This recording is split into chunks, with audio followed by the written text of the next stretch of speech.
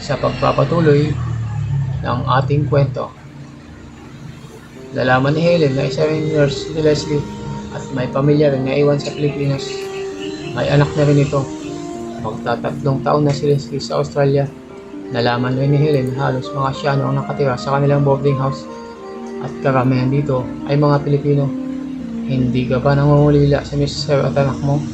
Tanong ni Helen. Girl, ang pangungulila ay minsan lang. Pag nagsimula ka at tumatagal ka na dito ay parang di ka na uuwi sa atin. Ikaw mukhang nalulungkot ka pa, sabi ni Leslie. Medyo first time ko kasi mawala sa pamilya ko, sagot ni Leslie. Don't worry, simula ngayon ay best friend na tayo at siguradong mawawala rin niyang kalungkutan mo, sabi ni Leslie. Noong gabing yun ay agad na tinawagan na Helen si Rod sa kanyang cellphone. Miss na kita, Han, sabi ni Rod na halatang malungkot ang boses. Miss ko na rin kayo, kamusta na ang bata? Huwag kang mag-alala, Han. Bibili ako ng laptop dito para makapag-video chat tayo. Para makikita mo ko, padadalhan kita ng pera sa unang sweldo ko para makapagbili ka rin dyan, sabi ni Helen. Ikaw ang bahalahan. Iyak nang iyak ang bata. Miss ka na rin niya. Ikaw na muna ang bahala sa kanya, Han. I love you, ang tanging sagot ni Helen. Nang sumunod na linggo ay nagsimula magtrabaho si Helen at nagpapasalamat siya na di naman gaano kahirap ang kanyang trabaho. High-tech na kasi ang lahat ng gamit sa ospital. Kaya naging madali sa kanya ang lahat. Napansin niya na halos Pilipino rin ang mga nakakasama niya sa ospital. Kaya parang hindi naasiwa sa kanyang paligid. Dahil maganda si Helen, maraming mga kasama niyang mga lalaki sa trabaho ang nahuhumaling sa kanya. Maging ito ay banyaga o kapwa Pinoy. Pero di niya ito pinapansin. Para sa kanya, importante ang kanyang pamilya. Naging madali rin sa kanya ang lahat ng tulong. Sa tulong ni Leslie na naging kaibigan niya. Minsan, pag nagkakasabay ang di-off nila, pumapasyal silang dalawa para maturuan ni Leslie si Helen sa mga kalye at mga lugar para hindi ito maligaw. Mabait sa kanya si Leslie. Pero ang tanging ugali ni Leslie na ayaw ni Helen ay parang may pagka-liberated dito. Naninigarilyo ito at umiinom. Paminsan-minsan ay gabi na rin itong umuwi pag di-off nito at umuwi itong nakainom. Minsan ay hindi talaga ito umuwi, lalong-lalo na kapag araw ng Sabado at Linggo. Nagkikita na lang silang dalawa sa ospital. May napansin rin si Helen na may isang lalaking sumusundo kay Leslie. Pinoy rin ito, pero ni minsan ay hindi ito ipinakilala ni Leslie sa kanya. Pero hindi na lang ito pinapansin ni Helen. Lumipas ang ilang araw at natanggap ni Helen ang una niyang sahod. Masaya siya at malaki-laki rin ito. Agad na pinadala niya ang pera sa Pilipinas. Bumili rin siya ng laptop para makapag-video chat sila ni Rod sa internet. Hi Han, kumusta na kayo dyan? Nakangiting bati ni Helen kay Rod at sa kanyang anak sa harap ng computer. Okay lang kami, Han. Tingnan mo ang anak natin. Nakangiti dahil nakikita na niya si mami niya. Nakangiting sagot ni Rod habang nakakandong ang anak nila ni Helen sa kanya at nakatingin sa monitor. Tuwang-tuwa si Helen na makita ang kanyang mga gamang. Masaya siya dahil pareho sila ni Rod na nakabili ng laptop at ngayon ay maging bandali na sa kanila ang pag-video chat. Matagal silang nag-usap na mag-asawa at bawat gabi pag walang trabaho si Helen ay sinisikap nilang mag-video chat. Lumipas pa ang ilang araw at dumating ang pagkakataon na hindi. Kahit may video chat ay nakakaramdam pa rin ng pangungulila si Helen. Pero ito ay pangungulila ng katawan na hinahanap-hanap niya sa tuwing magkasama sila ni Rod.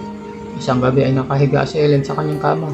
Wala noon si Leslie dahil gaya ng dati ay lumabas ito para gumimik at walang katiyakan kung saan ito babalik.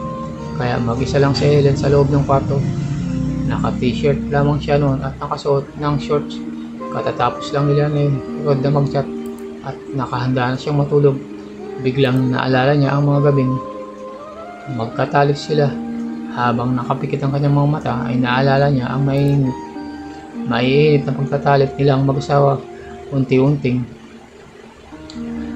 gumawa ng milagro si Helen sa kanyang katawan. At maya-maya pa ay nagsasalita ng mga bulong.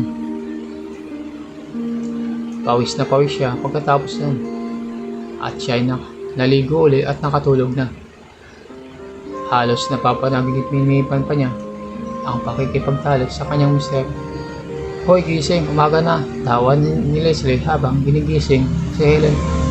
Anong oras na ba? Alas 10 na, mukhang napuyat ka kagabi ah. Mabuti na lang, day off mo. Nakangiting sinabi ni Leslie. O nga, saan ka ba naman? Ba pumunta kagabi? Tanong ni Helen. Di kumimik. Maraming lugar dito na pwede kang mag-night out. Marami rin makikilalang tao. Hahaha. Anong ibig mong sabihin? Ganito kasi yun, girl. Iba't ibang mga bagay ang ginagawa ng OFW dito para mawala ang pangungulila nila sa kanyang mga pamilya. Gaya mo, nag-video chat kayo ng mister mo. Ang iba naman ay namamasyal lang sa iba't ibang lugar dito. Pero kung gusto mo talaga mawala ang pangungulila mo, di kumimik ka na lang. Mag-trip, paliwanag ni Leslie habang nakaakbay kay Helen. Yun nga, Leslie, ang napansin ko sa iyo. Simula nung nagsama tayo ay di pa kita nakitang kinausap mo ang iyong mister. Huwag ka sana magagalit ha. Pero di mo ba namimiss ang pamilya mo? Tanong ni Helen. Gaya ng sinabi ko sa iyo, Helen, nung una lang ang lungkot. Pagdating mo dito, sa 3 taon ko dito, ay naging manhid na ako sa ganyan. At isa pa, walang lugar ang pangungulila dito. Dahil nagtatrabaho tayo. Kaya karapatan natin ang lumigaya, di ba? Kaya nag-trip ako. Pag marami ka ng kilala dito, ay hahalos di mo na rin mamimiss ang pamilya mo. Sabi ni Leslie. Ay nako, di talaga kita maintindihan, Leslie. At wag ka sana magagalit ha. Sino ba yung lalaking sumusundo sa iyo? Tanong ni Helen. Si Marlon yun, isang kaibigan. At nakilala ko yun sa gibikan. Tawa ni Leslie. Gimikan? Ganito na lang, girl, gusto mo bang sumama sa akin? Para malaman mo kung saan ako pupunta. Tanong ni Leslie. Saan ba yan? At ano ba ang ibig mong sabihin? Pagtataka ni Helen. Hanggang dito na lang muna ang ating kwento. Kung nagustuhan nyo ang kwento sa araw na to, ay huwag kalimutan mag-subscribe, like at comment para updated kayo sa mga susunod pang mga videos. Hanggang sa muli, maraming salamat.